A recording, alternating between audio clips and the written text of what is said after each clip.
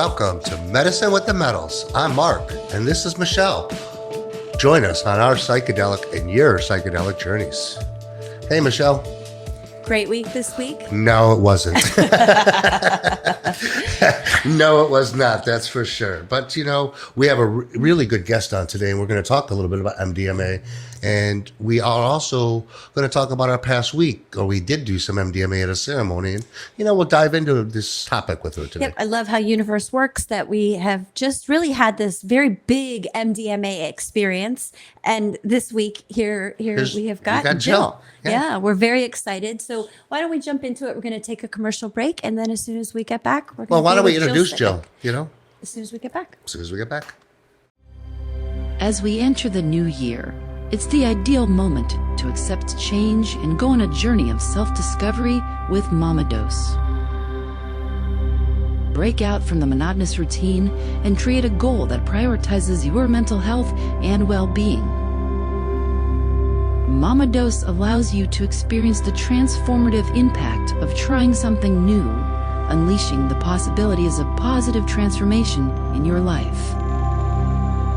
Consider Mama Dose as a catalyst for regeneration, guiding you through subtle yet impactful transformations.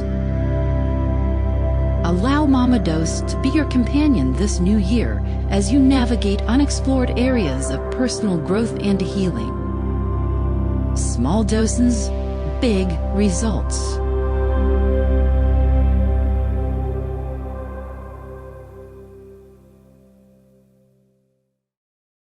Today's guest is an author and an MDMA advocate, and we are very excited to talk with her. So welcome, Jill. Thank you so much for coming on and talking with us. All about MDMA. Oh my gosh, it's a pleasure.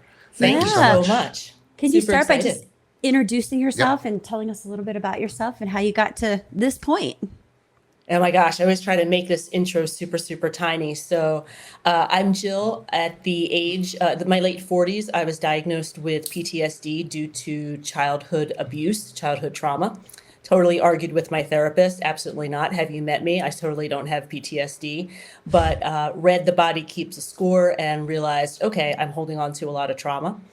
My therapist at the time was actually working on being a psychedelic assisted psychotherapist, and she suggested that I go take a look at the research at maps.org, where I saw the clinical trials about MDMA for PTSD. I had never really done drugs before. I was, corporate girly, straight A kind of person, and hesitant, but when I had gone to her, I was in the midst of a months-long panic attack that I was becoming suicidal and just didn't see a reason to not try a therapy that clearly had some clinical research. And very long story short, after 1 year and 3 therapeutic journeys, I no longer qualified for a PTSD diagnosis. And because at the time, there was no real roadmap for FDA approval, I thought it was super important to be an advocate and a voice for this kind of treatment because, to be candid, I think it saved my life. And so that's a whole bunch of information, really short. I guarantee I've created questions. Oh, we're going to talk about a lot because you resonate with me and Michelle so much. Voice. We need a voice. In this community right now, we need a voice. We've been lied to for a long time. And people are waking up. And you are part of why people are waking up. You are an example. You've done this medicine. You're proof of it. And there's millions of us, and we need to come out and we need to let people know the powers of these medicines. Now, I'm going to say for MDMA and ketamine, I wasn't a big fan because I'm really into the plants. I like the mushrooms, the psilocybin. I like the ayahuascas. I'm down that avenue, but here's what I see. Healing is healing, no matter how you do it.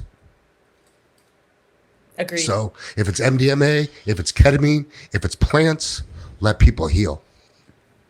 Whatever works. Yep. Whatever works for you. So how long ago was that? How long's it been since you got started? Oh my gosh. So I'm getting old. I'm 53 now. So it's been a couple of years at this point, where I actually have used other medicines like you just mentioned. What I found very specifically in my late 40s. So I lost my partner at 46. I got diagnosed late 47, 48, and then kind of started in on this particular healing modality. For me, as a trauma victim, I'm not sure how I would have responded on a different type of medicine and without the support of my therapist and my guide. For me, the just incredible fear, and you'll see me do this a lot because I feel like my shoulders were attached to my ears for most of my life with pretty high anxiety and fear.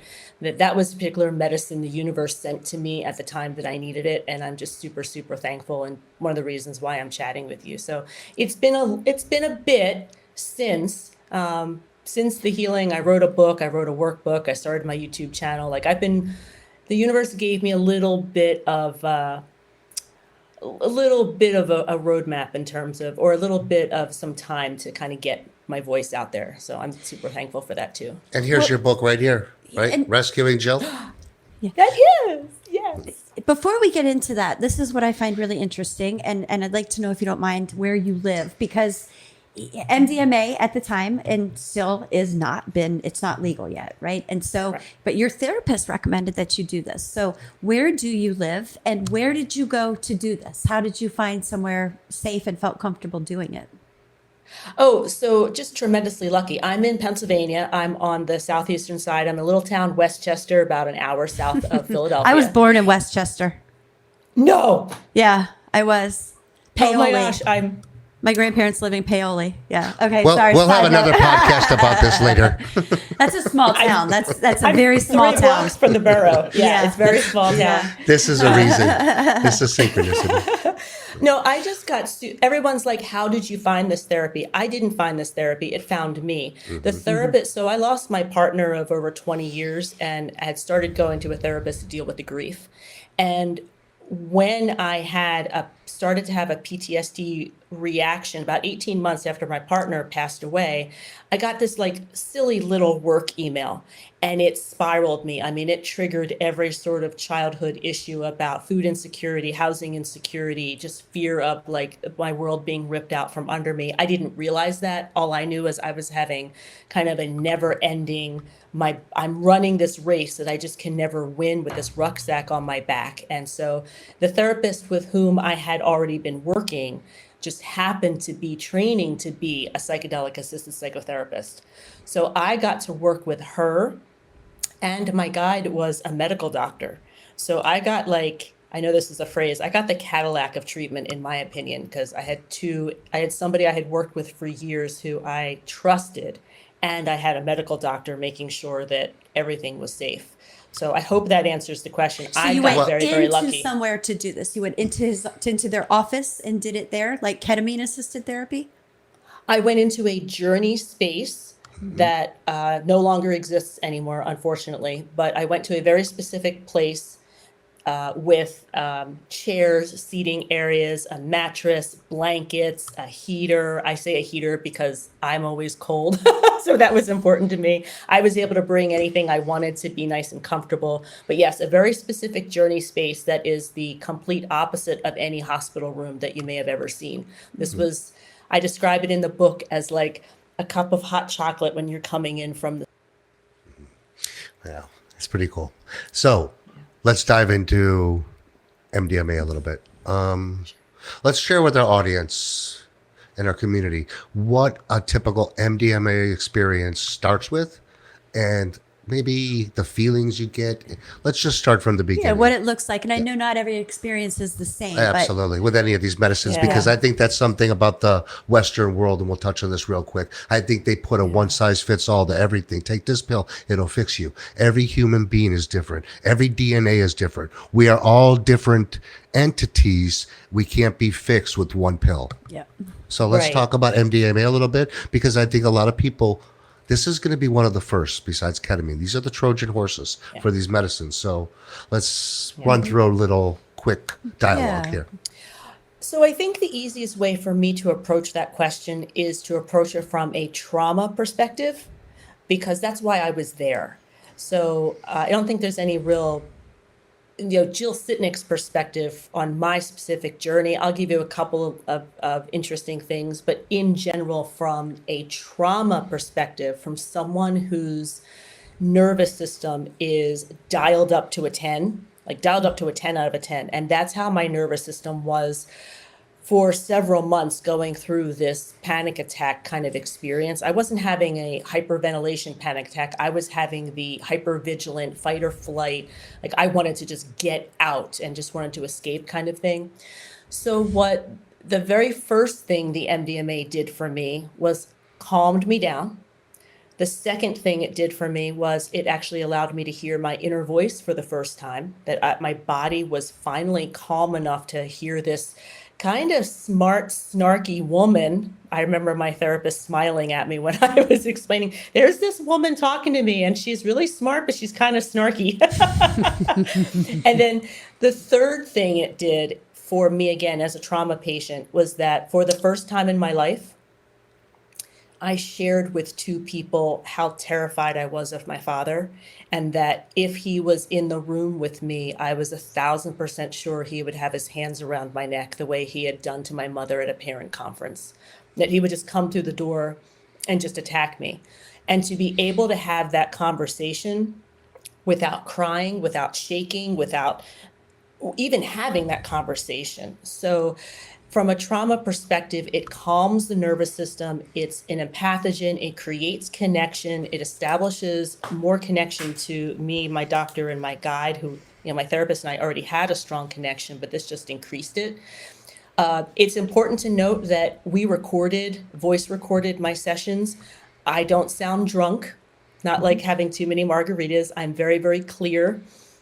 I'm a chatty person, so my journeys were very chatty.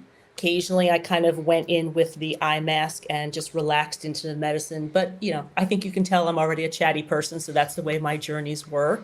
Other than that, it wasn't in any way, shape, or form frightening for me. And I attribute that to months of preparation, having two people I trusted, having a really good set and setting.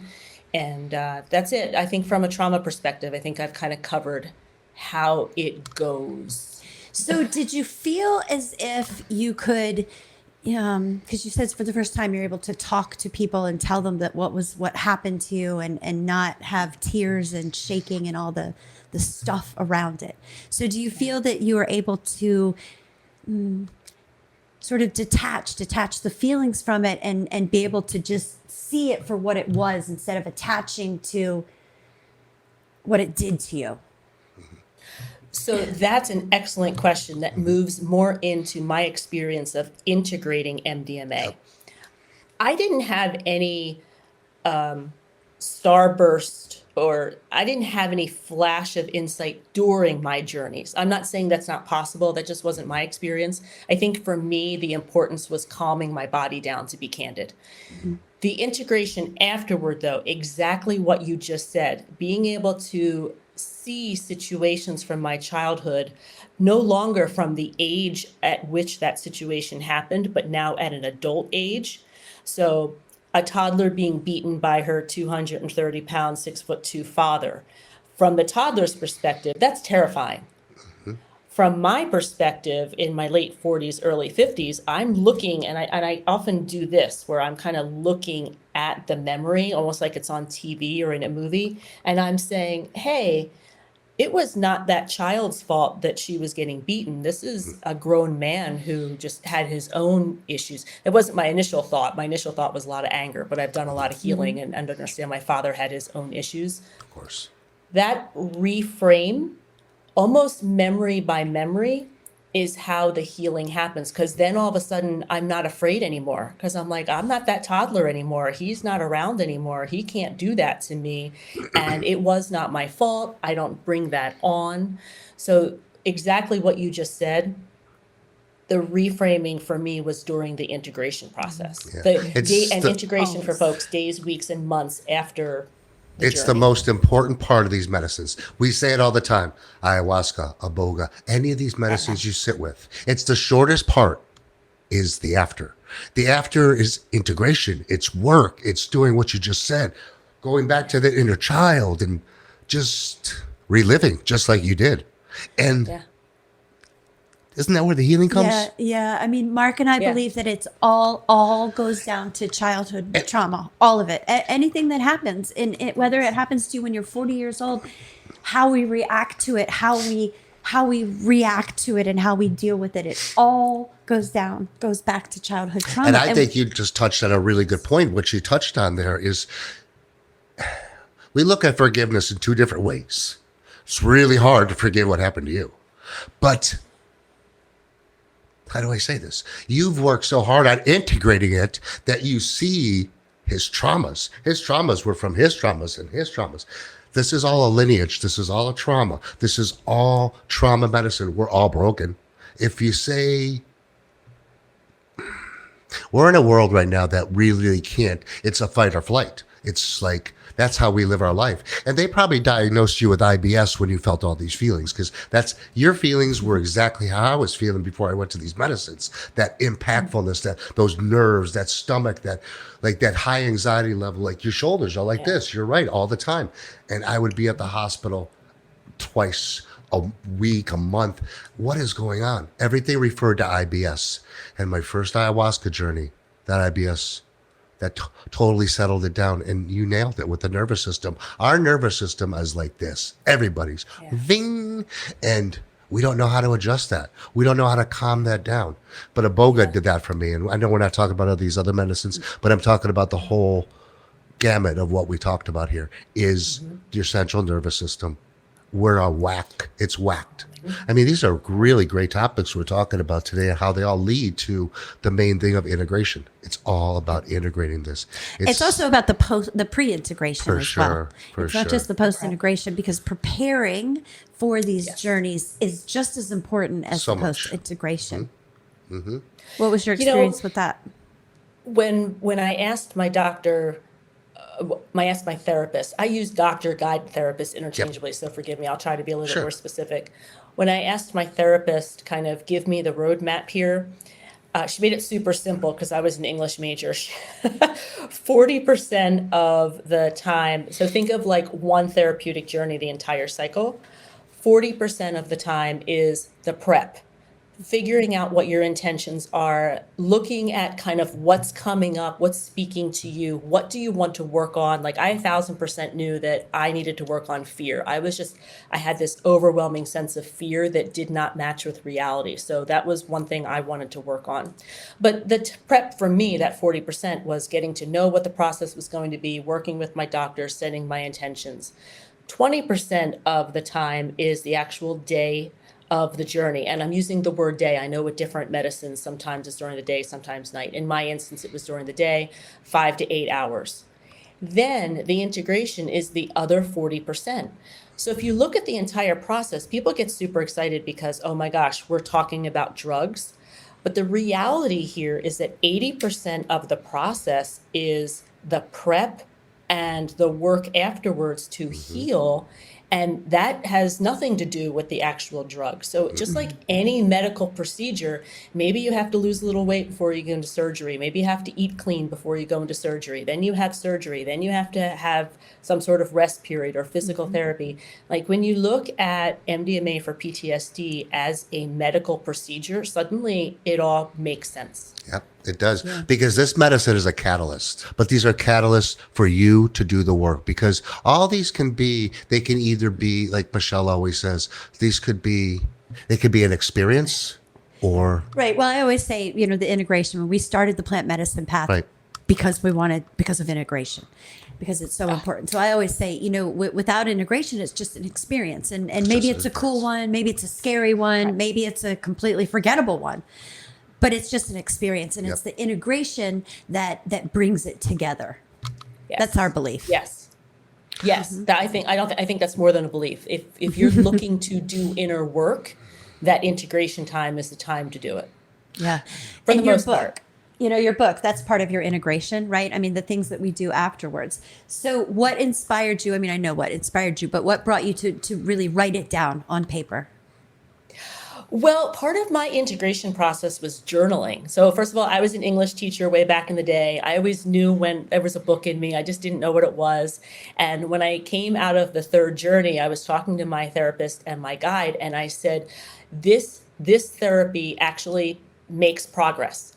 And you have to remember, my mother was suicidal her entire life, clinically depressed. I saw medication after medication, therapist after therapist in what she was doing in her life.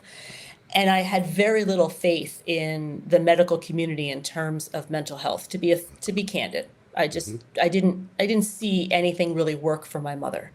And so when I came out of that third journey, and there was a lot of work that had been done in that third journey, that kind of this whole reason why the book is named Rescuing Jill, I said, this actually works. And one of my skill sets is writing, communicating, and teaching. I'm going to write a book. And it wound up not being quite so hard because my integration process was journaling. And I always type when I do, I type faster than I write. So I had digital acres of journals from which I could refer and look at. And, I managed to bring the book super small to make it a nice, easy, kind of quick read for everybody. Because if I had published my journals, oh my gosh. So what is your hope that somebody gets from reading your book? Well, it's so funny you ask that, because the initial goal of writing the book was simply to explain from a patient's point of view, or a patient's perspective, how the therapy worked. And I didn't write it hindsight 2020. You're in the sidecar with me, all the embarrassing stuff that goes on that you're thinking about whenever you're there. But what winds up happening is that my father was really not a nice guy, and my mother was, really ill for her life. So people kind of latch on to some of my stories. But I do know from feedback from two people who've read it recently, oh, Jill, you really got dealt kind of a rotten hand in life. But I also see how this therapy is a process. And I'm going to go tell my friend who's just going to try to do some shrooms that they actually need to put some work into it. So I think I'm making the impact I wanted, even though sometimes my story of my childhood is the first thing people mention. Well, because it's your trauma, and people understands people's traumas. Like you said, people navigate it and they understood. So that's why we do a lot of what we do, because everybody's story is different. So we all have a story to tell. But at the end of the day, people love to see other people's stories. I don't know if they love to see the pain so much, but they love to see successes. And people love success stories. They just do. Let's talk a little bit about psilocybin with this MDMA, because I see that on your book. Do you do that at the same time? Me and Michelle are very true proponents of psilocybin. Medicine of the future, Western world.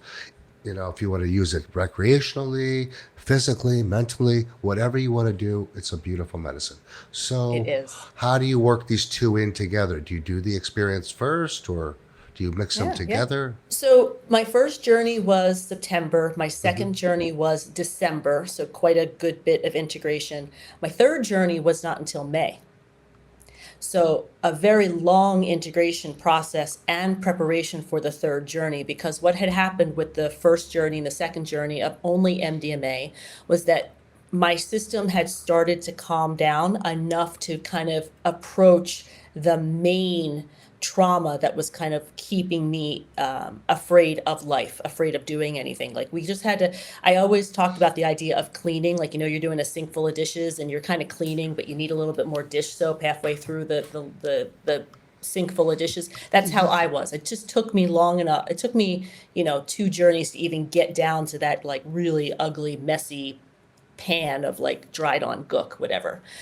So the third journey, the prep for that, halfway through, I had an awful nightmare about myself as a child in my childhood home, and did a whole lot of work with trying to visualize getting myself out of that home. A lot of attempted at reparenting, a lot of talk therapy, and there was no door to the house. There was literally no door. Where the door was in real life, there was just a wall. And it was just a perfect metaphor for the fact that I'm still trapped in that house. And because that prep time was a solid 5 months and I wasn't making any progress, my guide said, look, we're going to continue using MDMA, but how open are you to using a bit of psilocybin in that journey if we still can't get that Jill out of that room or out of that house? And I was like, at that point, I completely trusted my doctors. I had never tried mushrooms before, but I knew I was going to be in safe hands. And that's how I agreed. So about 2.5, 3 hours into the third MDMA journey, where we hit that block, we actually tried to get, I have the transcripts, we tried to get little Jill out of that house and she wasn't budging. And that's when my doctor and guide gave me a very small dose of psilocybin. And that's what made my childhood home kind of open up, disappear, and let me know that I could escape that house. Because those two medicines do speak beautifully together. Mm-hmm. They do. They can. Yeah, I mean, They can. just make sure they can. Yeah. You know, Jill, you're just a prime example of how this process works. Don't you agree, Michelle? I do. I mean, Yeah. she's done everything right. Like, I mean, I don't mean to say it there's like a that. wrong way, but I mean, I don't think there's a wrong way. There goes my stupidity again. So, I mean, you've just like you've experienced it and you saw it and you went back and you said, well, I need to do this again. And you kept seeing and doing, because this is a personal journey. There's nobody that's going to convince me anything different. And you mentioned something in the beginning earlier in our conversation about when we go to these therapies, and you saw your mother going to therapy, going every week. I say the same thing to so many people. You know, we go to these therapy sessions and we sit there and we take our antidepressants and we go see our doctor. We talk to him for an hour. We're doing the same thing the next week. Same thing the next week. You know what? One little magic dose of 1 or 2 grams of psilocybin. Go see your therapist next week. Things will fucking change. Big time. Yes. So Yes. this is the story we're trying to tell. This is the truth. They've been lying to us for a long time, and it's time for us to tell the truth. Yeah. It is. And Yeah. here's the other thing about you is that, you know, you represent, you know, one would not look at you and say, oh, she does mushrooms or she does MDMA, right? And none of us do. I don't think. I mean, Well, they look minus at my me and big they say- mushroom. Stereotype. Right. But what I'm Stereotype. saying is that you bring a face to it. You bring a face to this that says, this is safe. Yep. I'm not some, you know, wackadoodle over here doing this. I'm doing this. You were a teacher. You're an author. You're not somebody who's looks like somebody who would in someone else's eyes who would do something like this, and that I brings hear- validity. So I hear what you're saying, and it's a tough thing to tiptoe about. I mean, I was a teacher, I was into technology, I was a corporate girl for a while, and I know that I will not respond to a message if it comes from somebody that I stereotypically kind of put in a box and go, oh, that person's a little bit too woo-woo for me, or, you know, whatever. I think I wrote in the book something about when it first came up, I was like, I had all these images of too much neon tie-dye kind of stuff. I'm very aware that I'm not the classic voice or face of someone talking about psychedelic medicine and psychedelic healing. And that's okay, because course. I know Jill, before this, I know I'm the voice that I would have listened to. And even one of the things I say in my YouTube channel is I'm creating the content I wish had been around when I was doing this medicine, So because true. I would have listened to that corporate girl. You know what I mean? So Absolutely. Well, you know, I I mean, we're appreciate all it. in the same. Michelle corporate, I'm corporate. We all were in this, Yeah. and there was never like the yeah.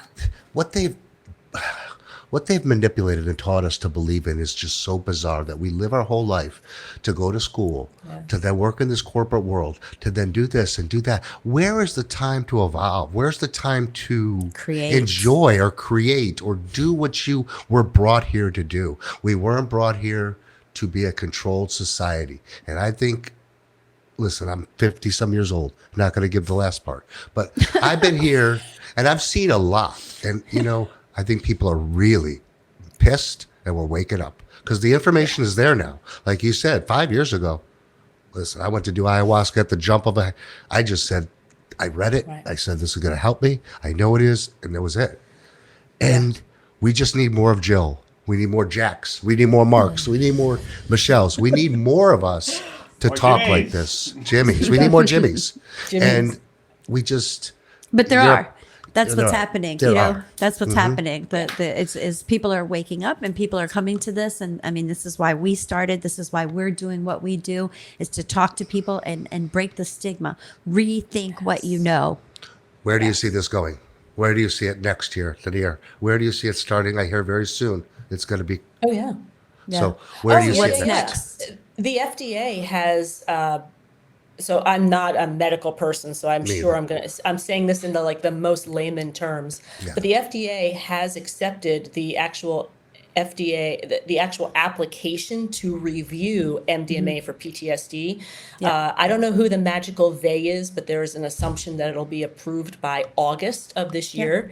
And then I haven't exactly understood the timeline for the DEA to go ahead and then reschedule MDMA to allow for practitioners. Sometimes I've heard 3 months, and then I've heard a month. So I'm not exactly sure about that. So my best guess is that we should start to see practitioners in 2025 being able to use this medicine with the therapy. MAPS.org has the actual clinical trial information. The journal Nature has the real breakdown of how the clinical trials went, if people want to read ahead to understand how everything has been measured. So I'm pretty optimistic. Australia has already approved it, and they're going through the growing stages of trying to figure out how to do this at a price point that is reasonable. Right now, their price point is outrageous. In US, there are insurance companies trying to figure out the codes and how does this get done. I mean, unfortunately, It's you a asked money where game. we're going. Yeah. I think in the very beginning, it's going to be relatively pricey until things are figured out. So you think since society is a little more educated, they have a little more knowledge, they see the science is there, do you think more and more people are going to probably take this practice up on their own and just try it themselves? Yeah. 1,000%. Because I think the price point, and again, this is Jill Sitnick's opinion, just looking at what's happening in Australia In Oregon and and knowing Oregon with psilocybin. with psilocybin. Yeah, I think a lot of people, and it's one of the reasons I went on a retreat last January, a psilocybin retreat, and I saw people come out of that retreat really disappointed that they didn't really get what they wanted out of the retreat. And the teacher in me was like, oh, I can help with that. So that's why I wrote my workbook. Yeah. My workbook is like my therapist and I coming up with intentions, and I talk about the whole process, because I'm pretty sure lots of people are going to try to do this on their own and not really understand that 80% of the process. They're going to only concentrate on that 20% of actually taking the medicine and not realize that whole other 80% is super important for their healing. And so what's next for you? I am thoroughly enjoying creating content. I have to explain this therapy in a way that is clear and understandable.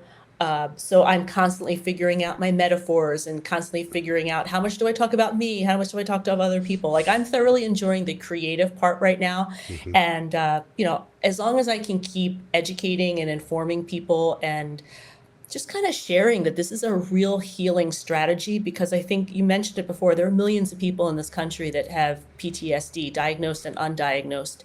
And so if I can impact people in any way, shape, or form, that's the goal. I've always just been a mission-driven person. What do you think is going to happen to the licenses in the next 3 or 4 months when these people start?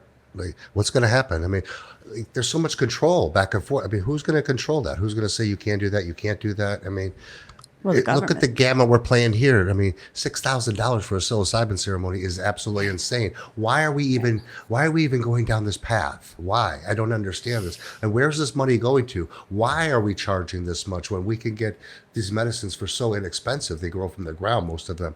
I know this is more of a medical chemical, but why these absorbent costs? It just baffles me.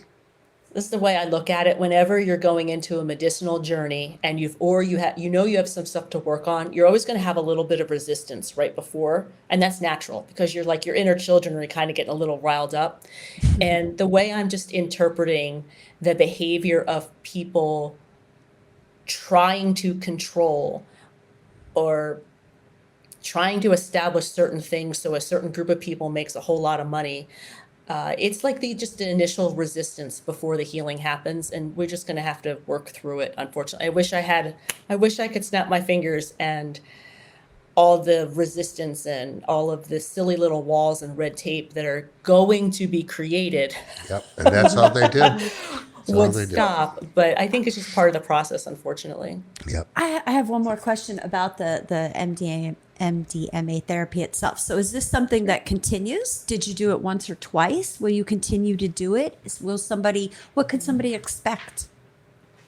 Fantastic question, because this therapy is not like everybody's kind of used to. You mentioned it before, taking, an antidepressant for maybe the rest of your life, or being on some sort of pill.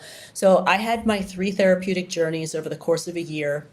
About 8 to 9 months after that last journey, I had a psilocybin journey, because I was feeling like I had some kind of trapped fears. Like I was no longer suicidal. I knew there was a future, but I still had this kind of uncomfortableness. So that journey was psilocybin.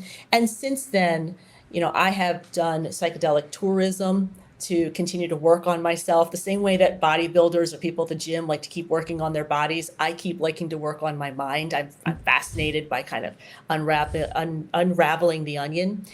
And I will say that sometimes we have trauma points that we don't even know about.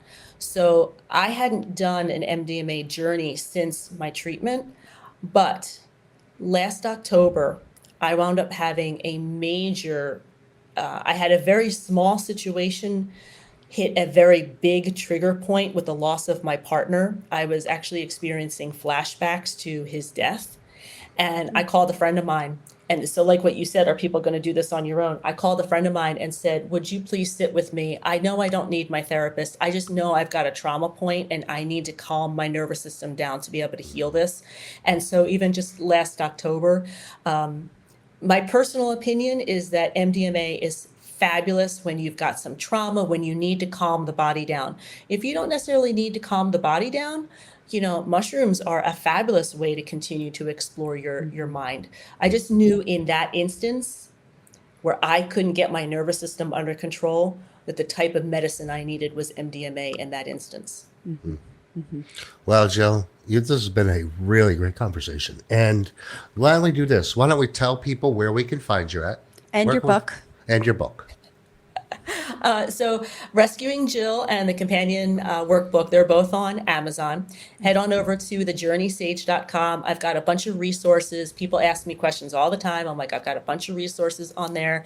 But if you're trying to understand what this therapy is in preparation for the FDA approval, head on over to The Journey Sage on YouTube, because I deep dive. And my videos are kind of short, 5 to 7 minutes. And then I've got like little shorty things. But I try to give a decent explanation as to what this therapy is from a patient's perspective, to enable people to decide if ultimately this is a route for healing for themselves. Well, thank you for all that you do and sharing your story and being so open and vulnerable. It's important for other people to see. Yep. And we'd love to get you on our Plant Medicine Path directory. Yeah, we'll talk about that. Absolutely. And tell your psychedelic story, because it's important to get stories out there. And we do a series called My Psychedelic Story, so that I loved how you said, I want to be the information that I was searching for, or however you eloquently said that. That's great. That's how we feel. Yeah. That's exactly why we started what we do, so that I can remember me 5 years ago that we did at ayahuasca, and scouring the internet and scouring YouTube, trying to find videos and find information. Right. So thank you for being so open. Oh my gosh, this was lovely. Thank you for having me. This was a great conversation. We'd love to have you back. I'm very blessed to see how this progressed for you, because this is like how everybody should do it, I mean, you did it just right, and it's great. I love it. I mean, you really did. You found it. You went to other medicines. You analyzed it, and you keep doing it, because this never stops. You do the work around it. It never stops. Right. You're always evolving. You're always creating. We have to, because if we don't, we're going to follow this deplorable system. So we love MAPS. We love everything they do over there. We love the Plant Medicine Path and what they do. I think we truly believe in all these medicines. They're beautiful. We need to educate, inform, and what break else? The stigma. Integrate. Come back and talk with us again, please. Absolutely. Anytime. This was delightful. Thank you very much. So, Michelle, what a great conversation today. That was probably one of the better podcasts we've done in a long time. Yeah, she was. She was great. It's such an important conversation, and she just represents such a face for this because people trust. Yeah, people trust. She did a really great job explaining everything. You know, we're going to have her back on here pretty soon, man, when all these things are going to be approved. Yeah, absolutely. It's such an important conversation, and it is the next psychedelic to be FDA approved. So I highly recommend going out and getting her book and the workbook, and we'll have her back for sure. What do we got going on now? Well, we are still battling the man, right? It's been a week of that. I think that's an important conversation. We've been talking about how difficult it is to provide medicine in this space and just battle the powers that be. Battle them every day. Yeah. You know, we have to do it. Regulations, red tape, everything they do. It's really hard to create anything in today's world. You know, and that's what we're told to do, to do new things. And, you know, they've made it very difficult. So I think everybody that I know and in our communities, let's start to think outside of that box a little bit, you know, just trying to, you know, not fight against these people, but our mental health is really important. And healing our own mental health the way that we choose is our divine right. And these Nimrods have no clue. Here you go. Take this. Take the blue or the red. Which one's going to feel you? You know, we're all different. We're all humans. We're all different DNA, composure, everything. Yeah. You know? Yeah. I'm a frog. You're an elephant, right? Yeah. Exactly. I don't even know where the fuck I got from. But anyways, what do we got now? Don't we got some good psychedelic spotlight? Yeah, we've got a psychedelic story, which we love this. We love this. You can find this on YouTube. Medicine with the Metals. We beg you to subscribe. We have so many viewers, but we need you to hit the subscribe button. They're subscribing too. That's been going up a lot. And you know, we have one of our clips out there. Our intro clip has almost 50,000 views. Yep, that's right. People that's are very wanting. exciting. Yeah. People are watching, but we need you to subscribe. Subscribe. So let's hear a psychedelic story. This is our favorite. We love watching these. I love these stories.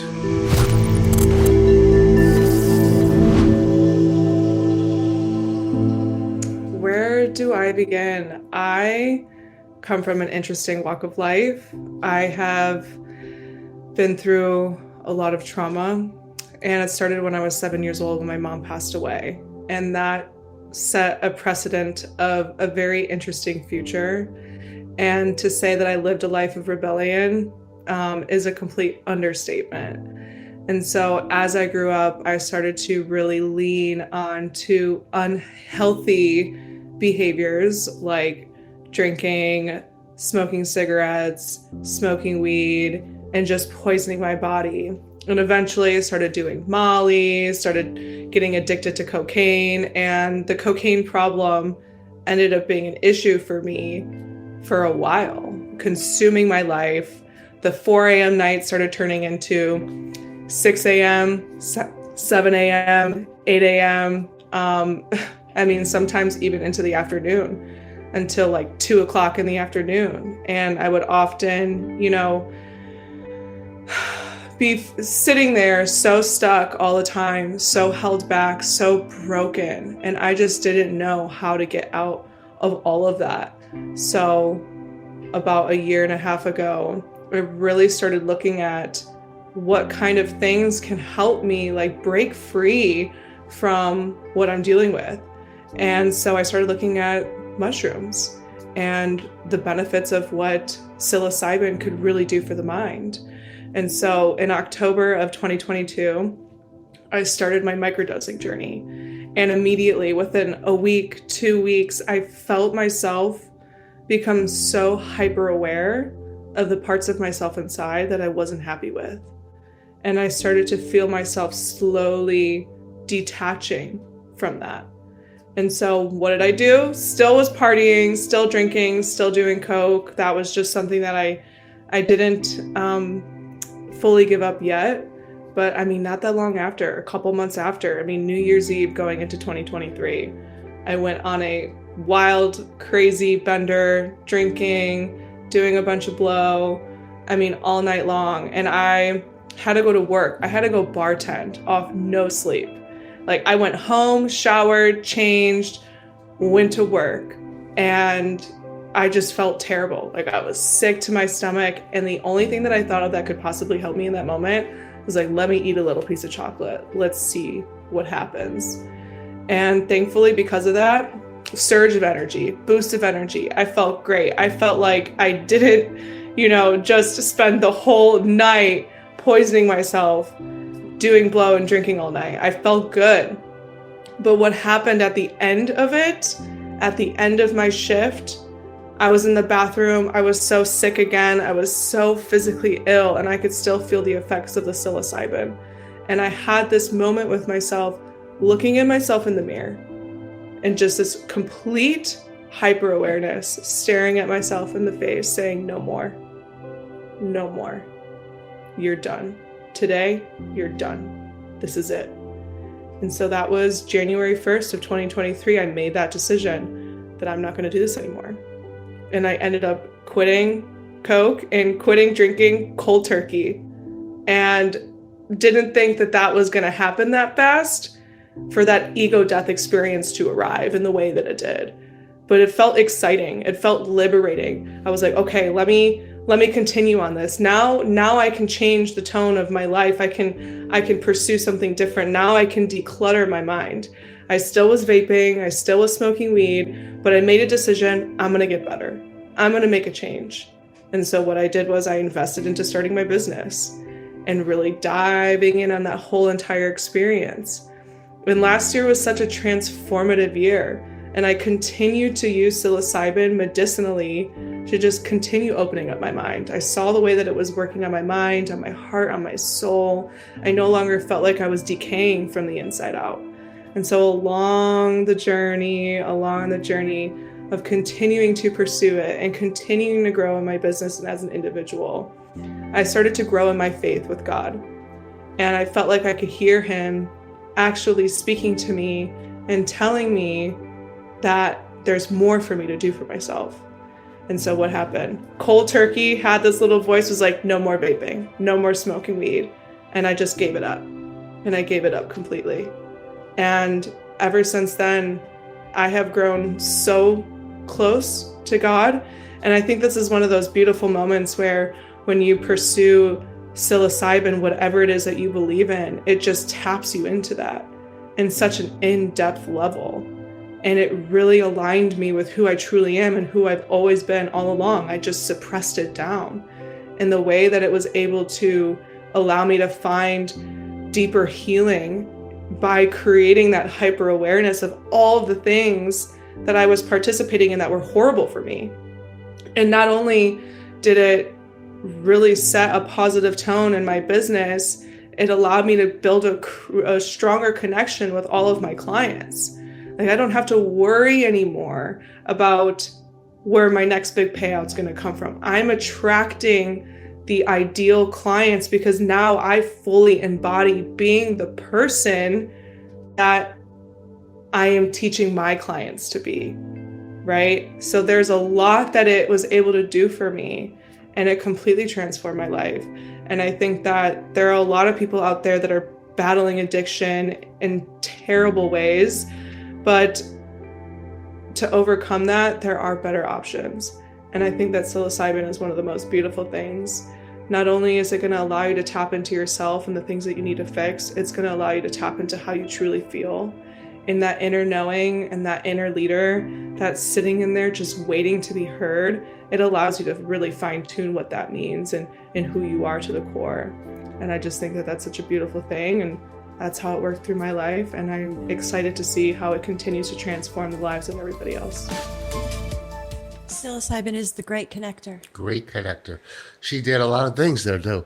These stories are very vulnerable. People come out and they just, and why would they be vulnerable if it didn't work? Yeah. Yeah. Well, you That hear makes the sense? same common theme. You Yeah. hear the same common theme. This is what Brian was talking about the other night on the Monday. You hear the same common theme of people who have done psychedelics Right. and had that experience, spiritual experience. One of the things that comes from psilocybin is the resistance to alcohol. Right. Even people who drink, they find this great resistance to alcohol. Yeah. So people go to it to stop drinking, but it also happens to be one of the counter effects of people that just do psilocybin. Right. I mean, to hear stories like that and the vulnerability of people, and they come out and they tell their stories because they're vulnerable. You know, not a lot of people just like, who runs out after they take a big shit and say, I just took the best, you know? But these people are coming out after a great revelation saying, holy shit.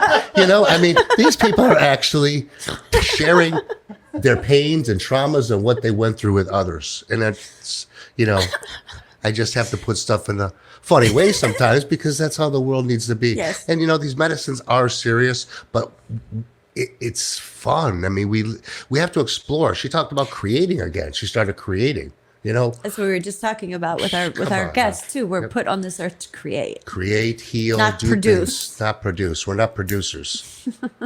I mean, produce in a certain We're way. producers. Yeah, Yeah, we're producers. yeah. You guys are producers. Jimmy. Yeah, but these stories are great. I love these stories. I do too. I And love the psychedelic stories. There are just so many.